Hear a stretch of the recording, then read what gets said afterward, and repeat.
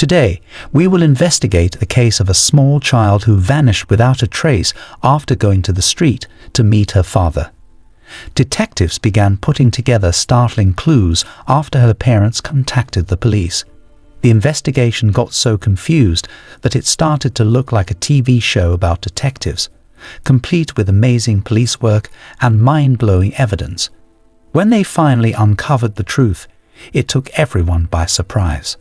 On June 22, 1986, Jessica Knott was born in Altamont Springs, Florida. She was loved by her parents and had a younger sister and an older brother. Her father was a construction worker who frequently traveled for several days, leaving the children with their mother alone. Jessica was a happy, kind child who enjoyed playing with her siblings, hanging out in the great outdoors with friends, and having a great affection for animals. When Jessica was 9 years old, her family made the decision to spend Easter with her grandparents on April 5, 1996. Her mom stayed at their apartment packing for the trip, while her dad went to the store to buy some holiday supplies. Jessica asked her mother if she could go to the yard when she and the other children got back from school. Her dad was supposed to return from the store shortly, and she wanted to wait for him. Her mother agreed and instructed her daughter not to go anywhere else. Tucked away from the main road, their apartment complex was encircled by trees. The mother was reasonably confident in Jessica's safety. Jessica and the other neighborhood children used to play there unsupervised by adults all the time, and nothing ever went wrong. A few hours later, at approximately 6:00 p.m., her father came home and asked his wife where Jessica was. She was taken aback because her daughter was expected to be waiting for her father in the yard, but he insisted that she wasn't. The parents went outside and looked through the whole yard, but they were unable to locate Jessica. Feeling frustrated, they made the decision to ask their neighbors if anyone had seen their daughter. Jessica was spotted in the yard earlier, according to a neighbor. She was sitting on a bench reading a book, but this did not help her worried parents find her. They decided to call the police as night fell and their daughter was still missing. In a matter of minutes, police arrived, began searching, and began questioning neighbors. The police extended the search area to neighboring streets after they were unable to locate Jessica. A few hours later, the police station received an unexpected call. The caller's voice was muffled by background noise, but the operator heard that the missing girl would be found near a water pumping station a few miles from her home. When police arrived on the scene, they were met with a tragic scene. Jessica's corpse was wrapped in a black garbage bag and lying close to the station. Jessica could not have been seen from the road, even though the pumping station was only a few yards away because it was hidden beneath a bridge. There were a few magazines and the kid's mirror next to the body. Police identified Jessica Knott as the victim right away, and they gave the body to the medical examiners. Meanwhile, the detectives concentrated on tracking down the 911 call. The call appeared to have originated from the murderer, and authorities were hopeful that this information would aid in their identification. However, there was a problem. The call was placed from a payphone at a gas station that was less than a mile from the crime scene, and naturally, the perpetrator had already left by the time the police arrived. It was difficult for investigators to locate fingerprints on the phone. There might be more than one print because it was a public payphone. Additionally, the investigators discovered that the perpetrator had probably used gloves or wiped the phone after the call. Experts arrived at the conclusion that the girl was murdered somewhere else and that her body was brought to the water pumping station. Traces found on the ground in front of the building suggested that the murderer had most likely taken the body out of a car, placed it in a garbage bag, and dragged it across the area. Jessica's clothing was intact, with the exception of one shoe, which police could not find in the bag or the surrounding area. The tire track on the ground was the only lead discovered at the crime scene. Police were unsure whether it belonged to the killer's vehicle, but they photographed it and made a cast. Medical examiners examined the body and determined that the victim died of strangulation. It appeared that the murderer used their bare hands to do the killing based on marks on her face and neck. Additionally, a hamburger that was eaten less than an hour before she passed away was discovered in her stomach. Police came to the conclusion that the murderer supplied the food because Jessica's mother claimed she had not given her anything similar that day. Experts discovered no evidence of sexual assault, which completely obscures the perpetrator's motivation. Jessica's parents were initially thought to be suspects by the police. When she vanished, neither of them had a credible alibi. Although the father was allegedly shopping and the mother was packing in the apartment, both of them had the chance to carry out the crime.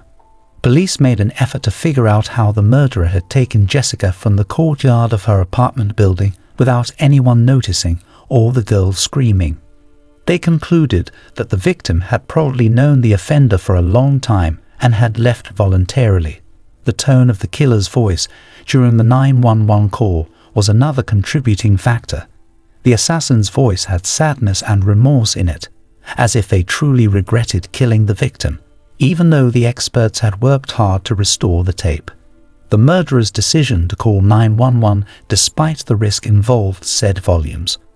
The offender may have done it for the excitement of playing cops and influencing the investigation, or they may have truly regretted what they did and wanted to find a way to make it feel less bad. Given the caller's obvious sadness, investigators tended to choose option number 2. A curious discovery was made in the trunk of Jessica's father's vehicle when the police examined it. A roll of black garbage bags, identical to the one holding the victim's corpse, was present.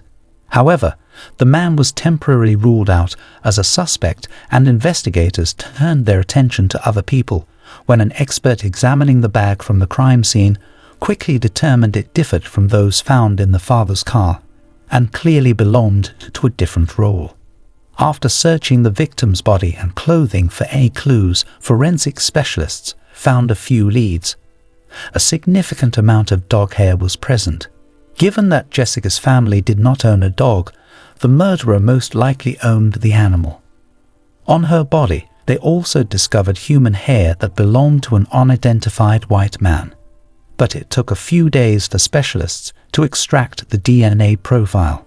Additionally, 2 different kinds of foreign fibers were found on the girl's clothing. Experts deduced from examining their structures that one most likely originated from a car seat cover and the other from a carpet. This provided additional credence to the theory that the victim was killed somewhere else and driven to the water pumping station. Experts tried to identify the breed of the dog hair from Jessica's clothes by utilizing the FBI database, which included microscopic images of hair from different dog breeds. In criminal cases where dog hair may be a crucial piece of evidence, this database has shown to be useful. Experts eliminated breeds one by one by comparing the hair sample with samples from the database. Ultimately, they came to the conclusion that the victim's clothing contained hair belonging to a Sharpie. Such a dog was reportedly owned by the murderer, and the hair from the animal ended up on Jessica's clothing, either at their home or in their car. Investigators believe that Jessica may have been tricked into getting into the killer's car in some way. He took her to McDonald's for a hamburger, then brought her home and murdered her. In the meantime, the professionals tried to improve the call recording, but it was a difficult undertaking. They made the decision to attempt an alternative strategy, so the investigators sent the audio file to NASA and asked for help.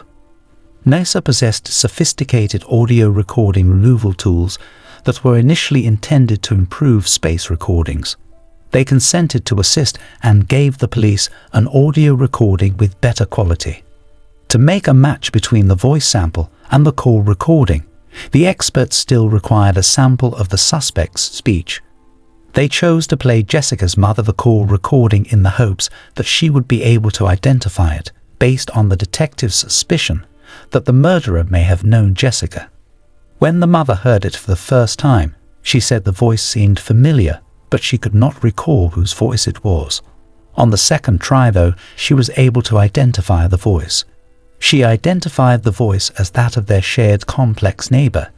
Despite her inability to recall his name, she informed the investigators that he frequently strolled his Sharpie around the yard. The man was quickly recognized by police as James Crow, 35. He and other neighbors were questioned by investigators in the early hours following Jessica's disappearance.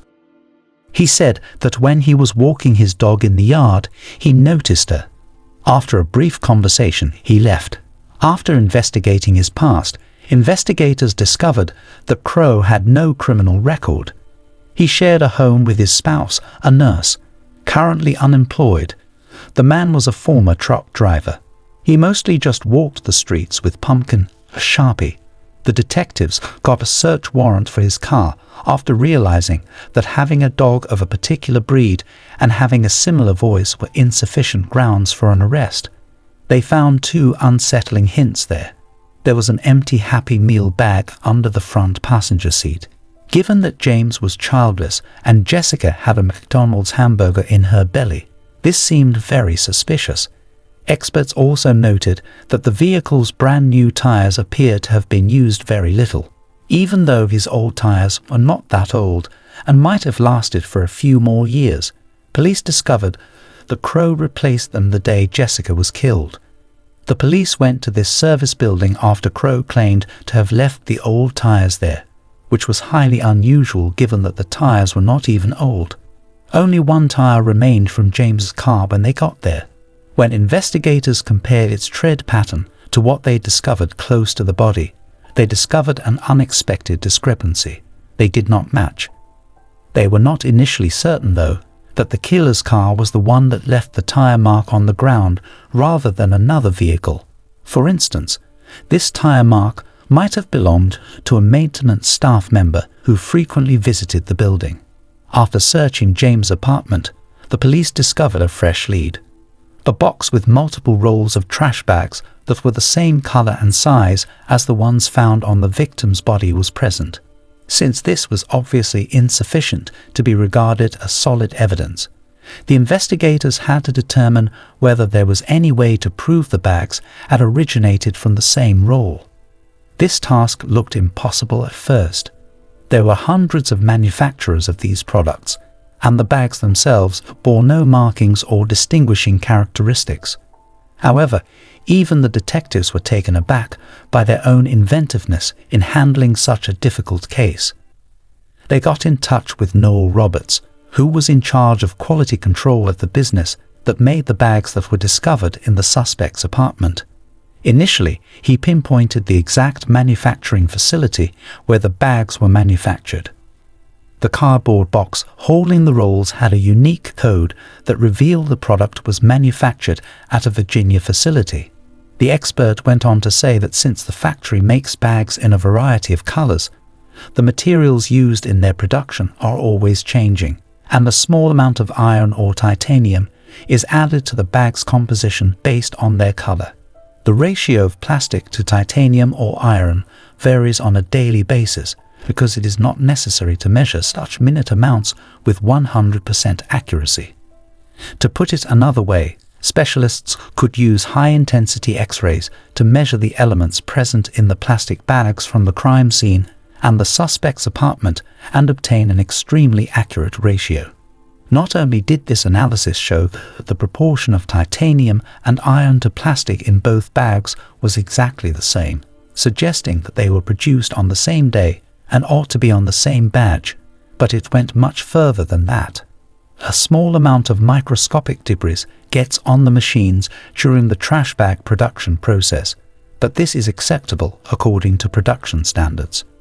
But when the plastic sheets are rolled out and later cut into bags, this causes tiny streaks that are visible to the unaided eye. Each roll of fabric has a different pattern due to the large amounts of these streaks on each bag.